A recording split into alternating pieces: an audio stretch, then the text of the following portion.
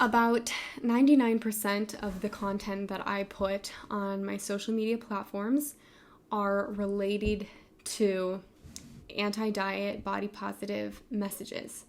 And many people, as expected, are confused as to how someone in my position, who is studying dietetics and nutrition, learning the science, learning the facts, how could someone in my position have the mindset of anti-diet and body positivity? So how could I consider myself to be someone who is anti-diet? What does that mean? And how could a student dietitian believe that all body sizes have the potential to be healthy? I'm hoping to make that a bit clearer for you. So to describe it as short and sweet as possible, when you think of the word diet, what is your immediate thought? Mine has always been, the paleo diet, the keto diet, the Atkins diet, the South Beach diet, things like that. The types of diets that people would say, I'm starting a new diet, or yeah, I finished my diet, or I can't stick to my diet. It is the diets that are associated with that type of language that I would not necessarily encourage.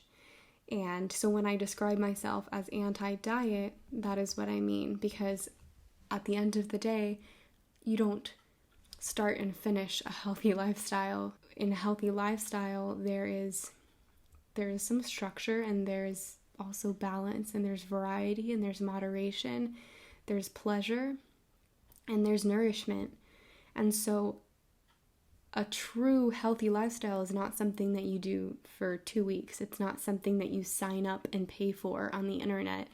It's not something that is sent to you in the mail. It's not something you have to put into a blender. So when I speak about myself as an anti-diet student dietitian, that is what I am referring to.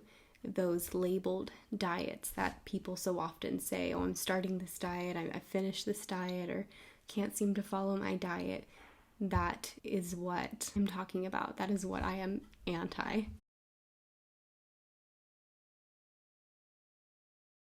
In regard to body positivity and health at every size, it is not that I am attempting to say someone could be skin and bones and be healthy, or someone could be 900 pounds and be healthy.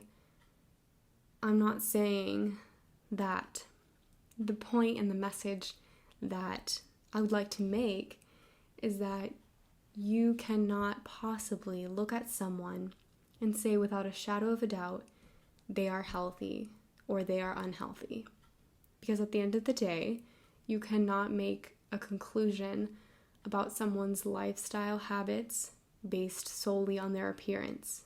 So this whole culture and societal belief that somehow thinness equals health and larger bodies equal unhealthy is ridiculous. It's not factual. Most people are familiar with the term malnutrition, and oftentimes when we hear that word, we automatically think of children in another part of the world who are starving and very skinny, and we can think about the pictures that we've seen of starving children. But there are actually 3 subcategories under the category of malnutrition itself. So there's overnutrition, there's undernutrition, and there's also micronutrient malnutrition.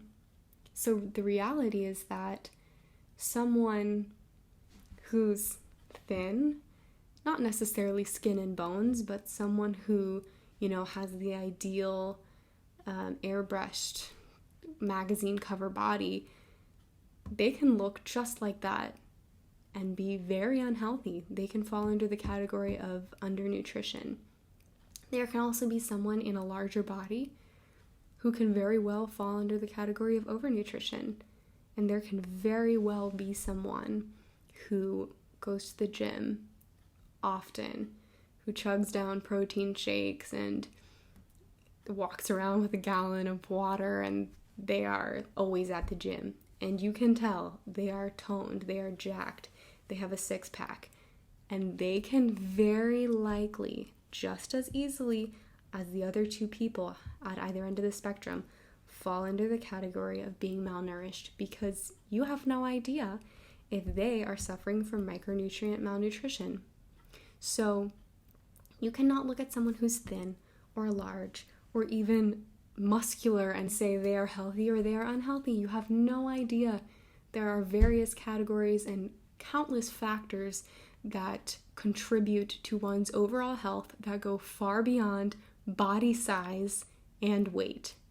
That is the message that I attempt to convey in my social media platforms. Let me know if you have any questions.